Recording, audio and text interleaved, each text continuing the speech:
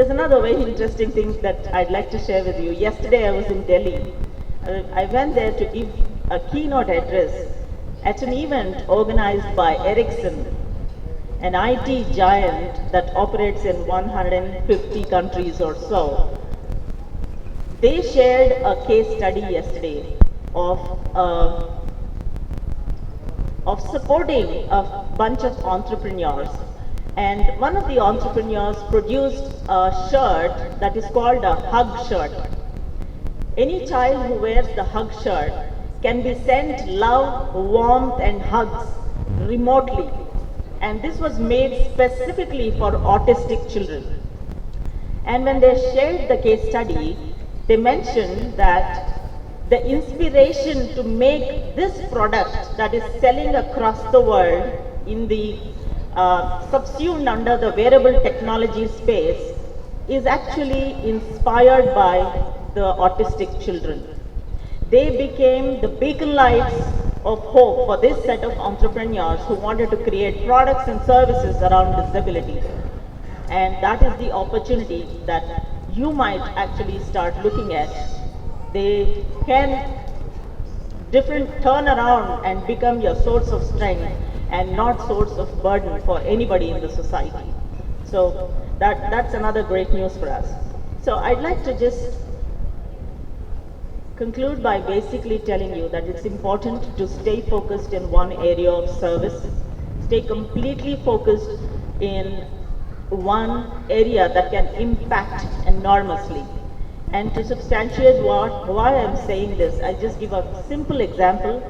Several years ago, we used to always wonder why the nations are not reaching the Millennium Development Goals.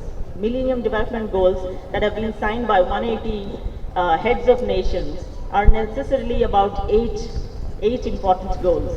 Poverty alleviation, elementary education, maternal health, infant mortality, gender equity, HIV communicable AIDS, environmental protection and global partnerships. But the nations around the world found it very difficult to reach the goals. You know why? Because they were parallelly focusing on all the goals.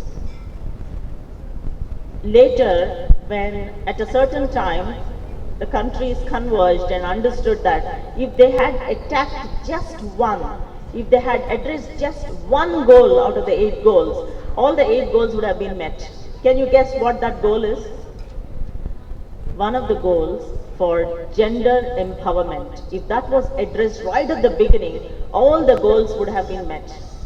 Just imagine for a while, an empowered woman, do you think she will allow poverty to enter her home? It won't happen. Just imagine an empowered, educated, aware woman. Will elementary education be a problem for her or for her family? No. What about an empowered, aware woman? Will she ever have maternal health problems? Won't she know how to take care of her health?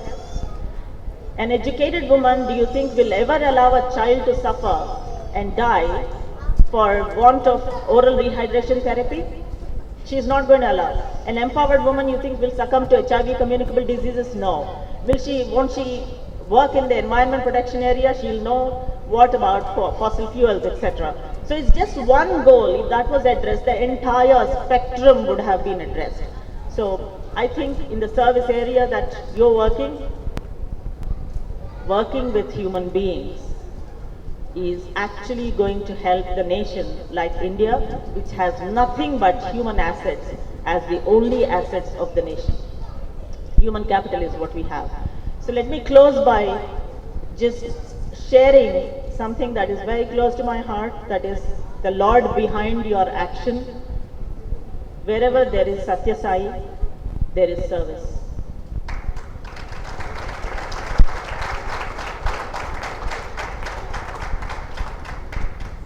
Wherever there is service, there is equity. Wherever there is equity, there is growth. And that growth is not just growth, but this is growth with happiness. And I always thought that Satya Sai's master plan for making our country prosperous and productive is only through the input of service. and he has been using Sai Seva Sangh as one of the best instruments for the country. God bless you. Thank you very much.